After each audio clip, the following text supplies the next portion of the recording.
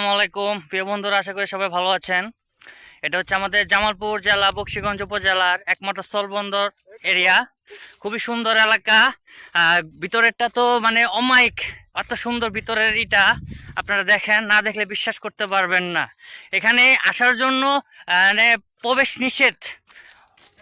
গার্ডকে বড় জোর অনুরোধ করে 10টা মিনিট সময় নিয়ে এর ভিতরে আসলাম। মানে এত সুন্দর একটা জায়গা আমাদের জামালপুরে স্থলবন্দর কামালপুর, ধানুয়া কামালপুর স্থলবন্দর। মানে না দেখলে বিশ্বাস করতে পারবেন না। এত অনুরোধ করার পরে মাত্র 10টা মিনিট আপনার পারমিশন নিয়ে তারপরে আমরা ভিতরে আসলাম। এই যে এত সুন্দর জায়গা দেখেন আপনারা। আশপাশে আছে কাশফুল। তারপরে এই যে আমার পার্টনার, এই যে এটা আমার পার্টনার, আমার সাথেই থাকে। তারপরে এই যে আমার আরেকজন আছে, আমাদের এক ভাই, নাম জানি না, অচেনা অতিথি।